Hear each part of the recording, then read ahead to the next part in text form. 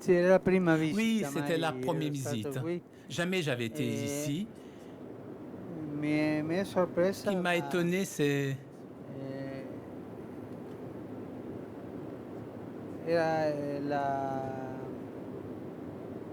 the warm, c'était il calore della la gente chaleur des tanto gens amabile, si aimables. eh, una cosa C'est une chose bella vraiment belle e anche et aussi differente. différente. In Washington Washington, un'accoglienza avec un accueil calorosa, chaleureux, ma un po' più mais un peu formale. plus formel. A New York New York, un po' stralimitata. New York, c'est si grand. A Philadelphia Philadelphie, molto espressiva, très ma expressif. tre modalità Il y a diverse trois ma modalités della différentes, stessa mais accoglienza. du même accueil. Io sono molto Je colpito suis della très bontà, touché dell'accoglienza par la bonté, par l'accueil nelle cerimonie dans les cérémonies religiose, religieuses, anche della pietà, même de della la religiosità. piété, de la Ma religiosité, si vedeva mais on pregare voyait la gente prier les gens e questo et mi ha cela m'a colpito. vraiment touché Molto molto, beaucoup. è bello. C'est beau. Was there a challenge that the United States faced that you did not expect? C'è stata qualche Il y sfida a che non si quelques aspettava in défis particolare da parte degli à Stati laquelle Uniti? vous ne vous attendiez pas, tout particulièrement de la part des No, États-Unis. grazie a Dio, Non, no, Dieu merci, non. no, Non. no, tutto bene, Tout no, s'est bien passé. nessuna provocazione, Aucune provocation. non challenge, provocation, no, Non, non. tutti educati in Tout le quello, monde ma poli. nessun insulto, Pas d'insultes. nessuna cosa brutta. Pas de choses mauvaises. No, no, Non, non.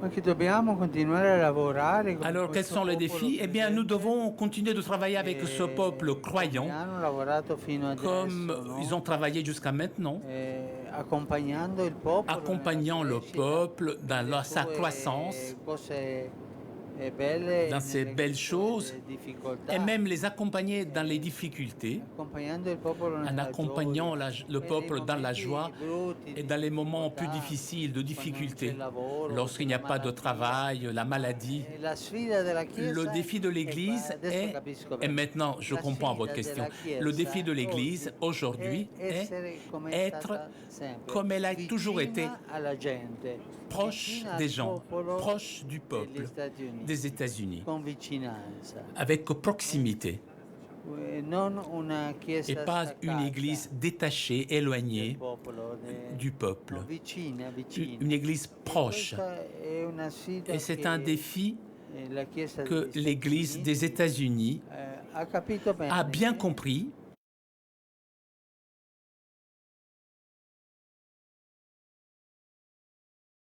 A À Washington ho parlato, parlato j'ai a tutti parlé i à tous les vescovi évêques degli Stati Uniti, des erano États-Unis. tutti, no? Ils étaient tous Di là, tutto il paese. de tout le pays. Ma ho sentito J'ai il bisogno ressenti le besoin di esprimere la d'exprimer compassione la compassion perché parce que è accaduta una il s'est cosa passé une chose bruttissima horrible e tanti di loro et hanno nombre d'entre eux ont souffert.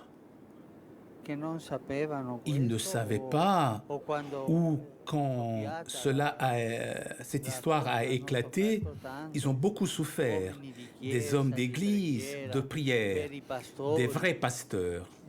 E io ho detto che J'ai io dit que je sapevo savais che loro ho usato una et donc j'ai parola della utilisé une Bibbia, parole de la Bible, de dell'Apocalisse. l'Apocalypse. Voi Vous, state vous venendo della venez grande de la grande tribolazione tribulation Et ce qui est arrivé a été une grande tribulation, mais pas seulement la souffrance affective. C'est ce que j'ai dit aujourd'hui au groupe des personnes victimes d'abus. Je ne dirais pas que ça a été une apostasie, mais presque un sacrilège. Les abus, nous le savons, il y en a partout. Sont dans l'environnement familial, les voisins, dans les écoles, dans les salles de sport. Mais quand un prêtre commet un abus, c'est très grave, parce que la vocation d'un prêtre est de faire croître cet enfant, cette jeune fille, de la mener vers le haut, vers l'amour de Dieu, vers la maturité affective, vers le bien. Et au lieu de faire cela, le mal l'a chassé. Et c'est presque un sacrilège. Il a trahi sa vocation, l'appel du Seigneur. Et pour cela, en ce moment, l'Église, eh bien, l'Église est forte sur cela. Même, on ne doit pas couvrir. Coupables sont aussi ceux qui ont caché, couvert ces choses, y compris certains évêques qui ont couvert cela. C'est une chose horrible. Et les paroles de réconfort, ce n'est pas pour dire « bon, allez, sois tranquille, ce n'est pas grave, ce n'est rien ». Non, non, non. Ça a été terrible. Et j'imagine que vous avez beaucoup pleuré. C'était dans ce sens, donc, mes paroles. Et aujourd'hui, j'ai parlé durement.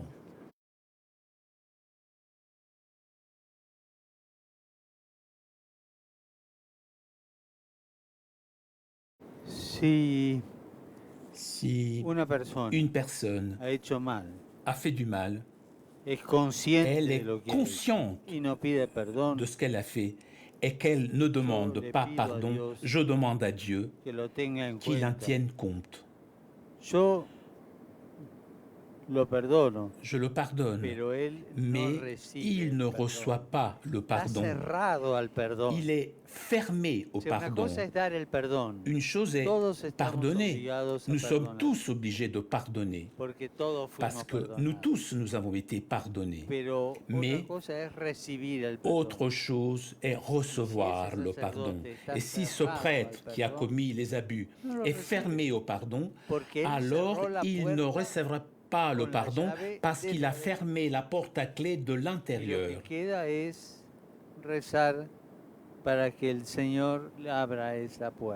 Et je voudrais prier pour que le Seigneur ouvre cette porte.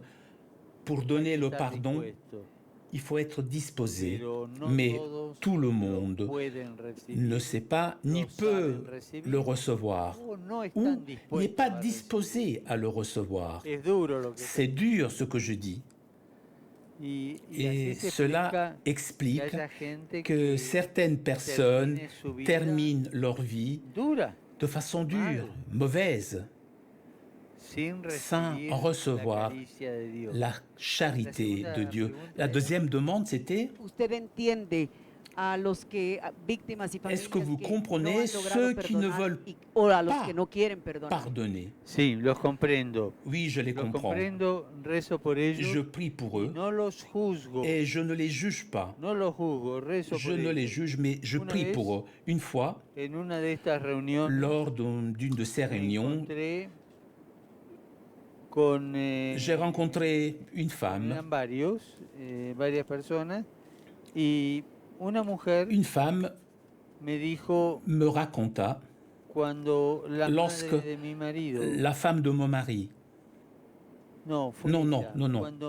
Lorsque ma mère a appris que j'avais été abusé, elle a blasphémé contre Dieu. Elle a perdu sa foi et elle est morte athée. Je comprends cette femme, cette mère. Je la comprends. Je comprends cette femme et Dieu, qui est le meilleur, la comprend également. Je suis sûr que Dieu a accueilli cette femme. Parce que ce qui était détruit, c'était sa propre chair, la chair de sa fille. Je la comprends. Je ne juge pas quelqu'un qui ne peut pas pardonner. Je prie et je demande à Dieu, afin que Dieu est un champion pour trouver des solutions. Je demande à Dieu de l'accueillir.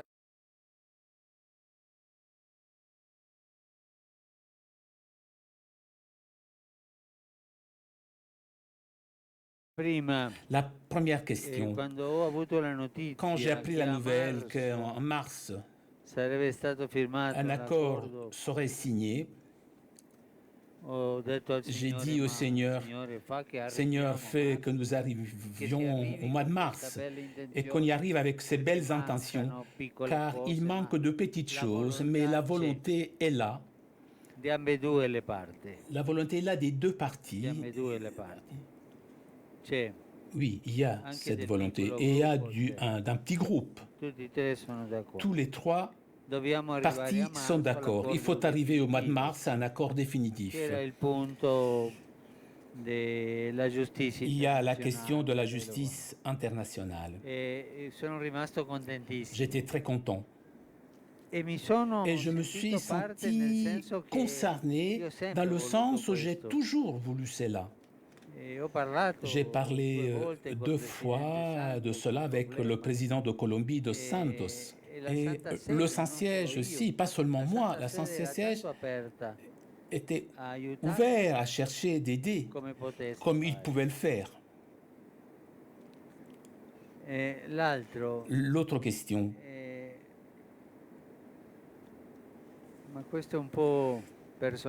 Ça, c'est un peu personnel, mais je dois être sincère. Lorsque l'avion part après une visite, je repense au regard de tant de gens. J'ai envie de prier pour eux et de dire au Seigneur, je suis venu ici pour faire quelque chose, pour faire du bien. J'ai peut-être fait du mal, pardonne-moi. Mais protège toutes ces personnes qui m'ont regardé et qui ont pensé aux choses que j'ai dites, qui m'ont écouté, et même ceux qui m'ont critiqué, tous. Voilà ce que je pense. Je m'excuse, mais c'est un peu personnel. On ne peut pas le dire ça dans la presse, dans les journaux.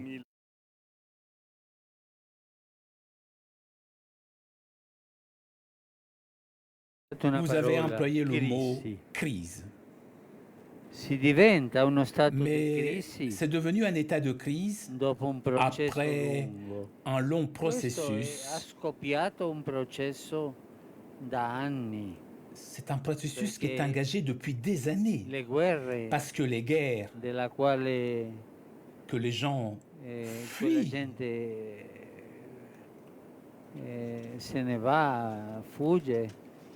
eh bien, ce sont des guerres qui existent depuis des années.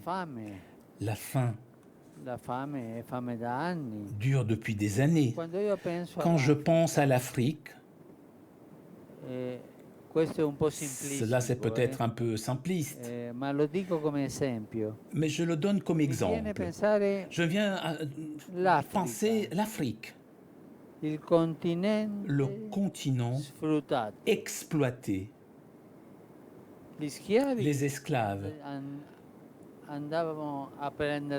on allait les prendre là-bas. Ensuite, les grandes ressources, le continent exploité et maintenant les guerres tribales ou non.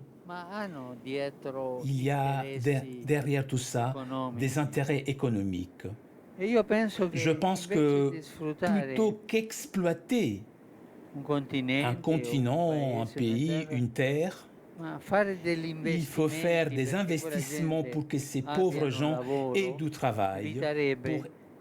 Et tout cela pourrait éviter cette crise. C'est vrai. C'est une des crises de réfugiés, comme j'ai dit au Congrès. C'est la plus grande depuis la Seconde Guerre mondiale. Vous m'interrogez sur les barrières. Vous savez comment finissent les murs. Tous les murs s'écroulent. Aujourd'hui, demain, dans 100 ans, ils s'écroulent. Ce n'est pas une solution. Le mur n'est pas une solution. Que maintenant l'Europe soit en difficulté, c'est vrai. Nous devons être intelligents. Quand vient cette vague migratoire, c'est vrai, ce n'est pas facile de trouver des solutions. Avec le dialogue entre les peuples, on peut les trouver, les solutions. Les murs ne sont jamais des solutions, alors que les ponts, oui, toujours. Ce que je pense sur les murs, les barrières. Les murs durent beaucoup ou peu de temps, mais ils ne sont pas une solution. Le problème demeure, et il demeure même avec plus de haine. Voilà ce que je pense.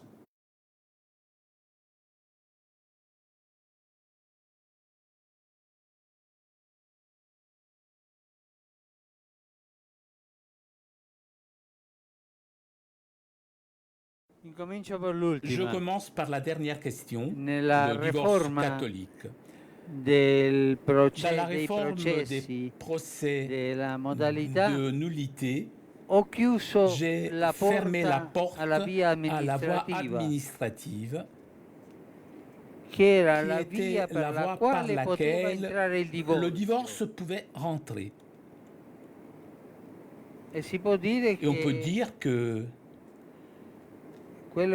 ceux qui pensent à un divorce catholique se trompent. Ce dernier document, le motu proprio, a fermé la porte au divorce qui pouvait entrer plus facilement par la voie administrative. La voie judiciaire restera toujours. Ensuite, on continue le document donc. Je ne me souviens pas très bien, mais corrigez-moi. Hein. La question était sur la notion de divorce catholique et si le motu proprio a clos le débat. Cela a été demandé par la majorité des pères synodaux lors du synode de l'an passé. Simplifier les procès, parce qu'il y avait des procès qui duraient 10, 15 ans. Il y avait une sentence, après une autre sentence, et après un appel, encore un autre appel. Ça n'en finit jamais. La double sentence, lorsque elle était valide, avant que ne soit créé l'appel, a été introduite par le pape Lambertini, Benoît XIV, parce qu'il y avait en Europe centrale, je ne dis pas dans quel pays, il y avait certains abus. Et pour arrêter tout cela, il introduit cela. Mais ce n'est pas quelque chose d'essentiel au procès. Les procès changent, la jurisprudence change, et elle s'améliore sans cesse. Il était urgent de faire cela à cette époque-là. Ensuite, Pie X a voulu alléger. Et il a des choses, mais il n'a pas eu le temps ou les possibilités de le faire. Les pères synodaux ont demandé cela, la simplification des procès de nullité matrimoniale. Et je m'arrête là-dessus. Ce document, ce motu proprio, facilite les procès dans la durée, mais ce n'est pas un divorce. Parce que le mariage est indissoluble lorsqu'il est un sacrement. Et cela, l'Église ne peut pas le changer. C'est la doctrine. C'est un sacrement indissoluble. Le processus légal est là pour prouver que ce qui semblait être un sacrement n'était pas un sacrement, par manque de liberté, par exemple, ou par manque de maturité, ou maladie mentale. Il y a de nombreux motifs qui, après une étude, une enquête, portent à dire là, il n'y a pas eu de sacrement parce que cette personne n'était pas libre. Un exemple qui n'est plus courant à présent, mais il est encore présent dans certains secteurs de la société, au moins à Buenos Aires. Ces mariages où la fiancée était tombée enceinte. On disait, vous devez vous marier. À Buenos Aires, je conseillais aux prêtres, et je conseillais avec force, presque j'interdisais de faire un mariage dans ces conditions. On les appelait les mariages précipités pour couvrir toutes les apparences. Et l'enfant naît. Et certains mariages vont bien, mais il n'y a pas la liberté. Et ensuite, petit à petit, ils se séparent. Et longtemps, on a été contraint de faire ce mariage pour couvrir cette situation. Et ça, c'est une cause de nullité. Il y en a beaucoup. Les causes de nullité,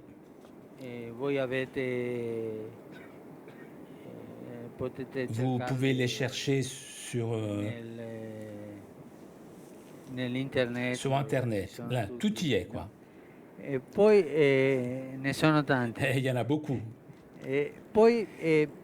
Vient ensuite le problème des secondes noces, des divorcés qui font une nouvelle union. Vous avez dans l'Instrumentum Laboris ce qui est en discussion. Il me semble un peu simpliste de dire que le synode soit la solution pour ces gens et qui peuvent faire la communion. Ce n'est pas la solution, ce n'est pas l'unique solution. L'Instrumentum Laboris propose tant de choses, mais le problème des nouvelles unions, des divorcés remariés, il n'est pas l'unique problème. Il y en a beaucoup dans l'Instrumentum Laboris. Par exemple, les jeunes ne se marient pas. Ils ne veulent pas se marier. C'est un problème pastoral pour l'Église. Un autre problème, la maturité affective pour le mariage. Un autre problème, la foi. Moi, j'y crois. Que c'est pour toujours. Oui, j'y crois. Est-ce que j'y crois vraiment? La préparation au mariage. Je pense souvent à cela. Pour devenir prêtre, il faut une préparation de 8 ans. Et encore, ce n'est pas définitif. L'Église peut te retirer le statut clérical. Alors que pour te marier, ce qui est pour toute la vie, on fait 4 cours, 4 fois.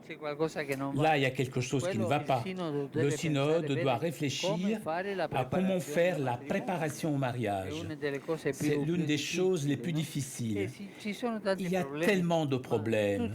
Tous sont énumérés dans l'Instrumentum Laboris. Mais cela me plaît que vous m'ayez posé la question sur le divorce catholique, car cela n'existe pas.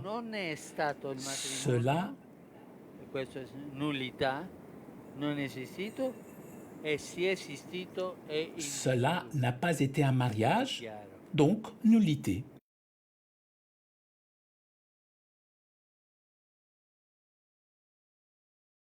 Je ne peux pas avoir à l'esprit tous les cas qui existent en manière d'objection de conscience. Mais je peux dire que l'objection de conscience est un droit. Elle entre dans les droits de l'homme. C'est un droit. Et si une personne ne permet pas de faire l'objection de conscience, eh bien, elle nie un droit. Dans toute structure judiciaire doit entrer l'objection de conscience car c'est un droit humain. Autrement, on finit dans la sélection des droits. Ça, c'est un droit de qualité, ça, ce n'est pas un droit de qualité, c'est un droit humain. Ça va contre moi, ça. C'est quelque chose qui me touche. J'ai toujours été ému quand, lorsque j'étais enfant, j'ai lu plusieurs fois la chanson de Roland. Tous les Mahométains étaient bien alignés et devant il y avait la pila bautismale. La fonte les fonds baptismaux ou l'épée. Et ils devaient choisir. On ne leur a pas permis l'objection de conscience. C'est un droit. Et si on veut faire la paix, on doit respecter tous les droits.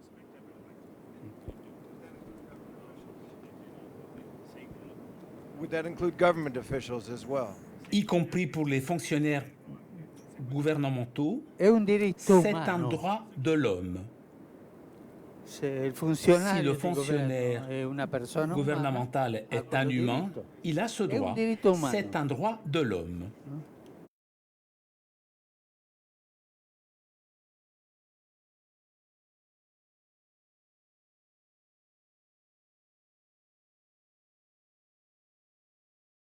Alors, je commence par la deuxième question. Je n'ai pas invité le maire Marino. C'est clair? Je ne l'ai pas fait. J'ai demandé aux organisateurs et eux non plus ne l'ont pas invité. Il est venu. Il dit qu'il est catholique, il est venu spontanément. Et voilà, première. Est-ce que c'est clair? La deuxième question sur le bombardement. À vrai dire, j'ai eu l'information avant-hier et je n'ai rien lu. Vraiment, je ne sais pas comment la situation s'est passée. J'ai entendu dire que la Russie avait une position, que les États-Unis n'étaient pas encore très clairs. Je ne sais pas quoi te dire parce que je n'ai pas très bien compris la chose. Mais lorsque j'entends le mot bombardement, mort, sang, je répète ce que j'ai dit au Congrès et aux Nations Unies. Il faut éviter ces choses. Mais je ne juge pas la situation politique parce que je ne la connais pas, vraiment.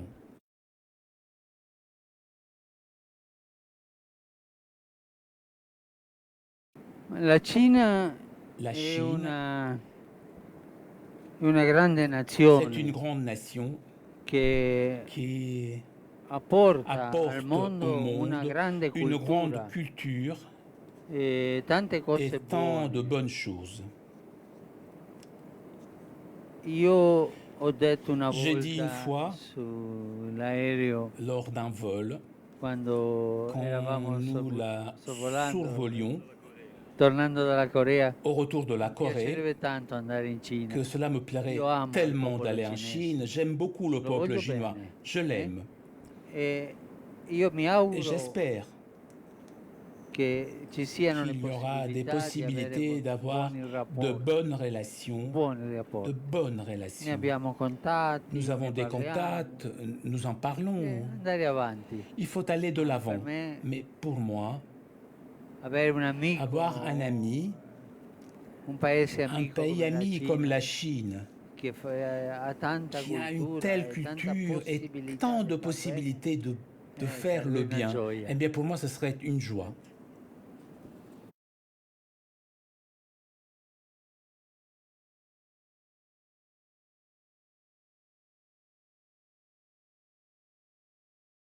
Les religieuses aux États-Unis ont fait des merveilles dans le domaine de l'éducation, dans le domaine de la santé. Le peuple des États-Unis aime les sœurs. Je ne sais pas combien il aime les prêtres, mais les sœurs, eh bien, les aiment beaucoup. Elles sont généreuses, ce sont des femmes bonnes.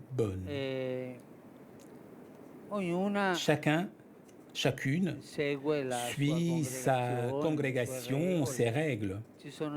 Il y a des différences, mais elles sont toutes bonnes. Je me suis senti donc l'obligation de les remercier pour ce qu'elles ont fait.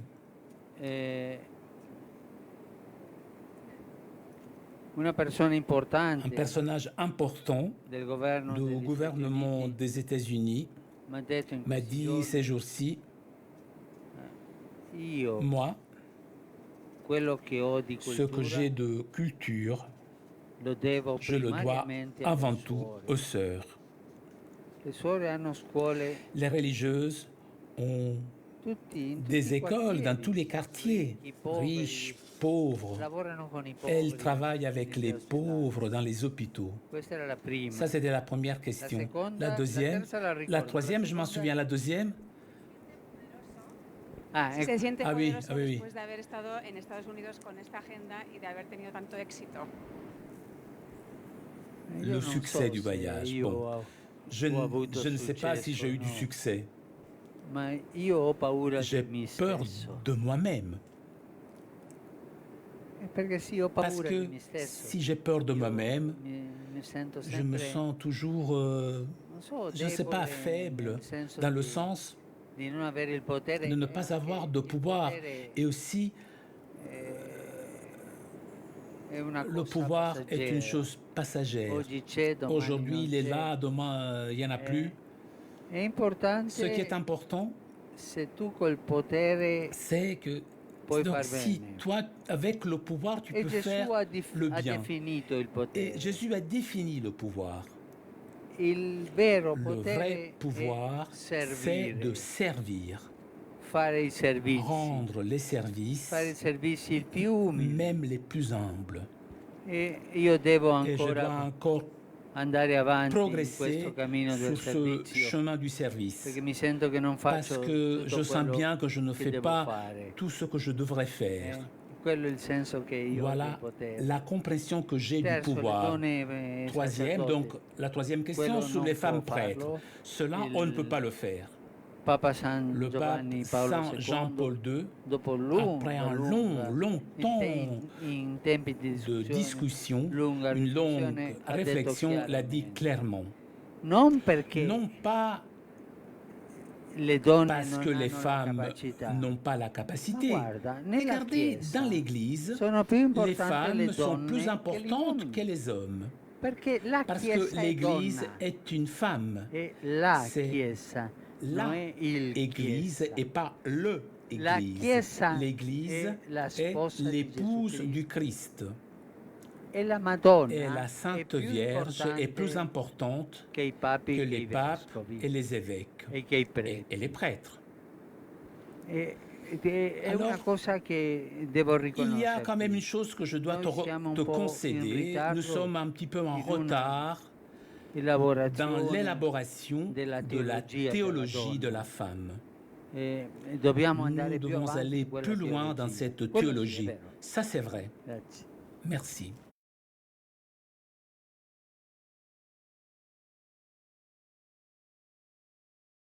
Tu sais quel est le titre qu'utilisaient les papes et que l'on doit utiliser? Serviteur des serviteurs de Dieu. C'est un peu différent d'une star.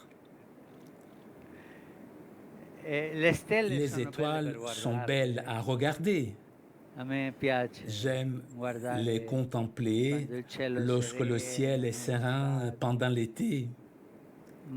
Mais le pape doit être le serviteur des serviteurs de Dieu. Oui, dans les médias, on dit cela. Mais il y a une autre vérité. Combien de stars avons-nous vu qui s'éteignent et tombent ensuite? C'est une chose passagère. En revanche, être serviteur des serviteurs de Dieu, ça c'est beau et cela ne finit pas. C'est ce que je pense.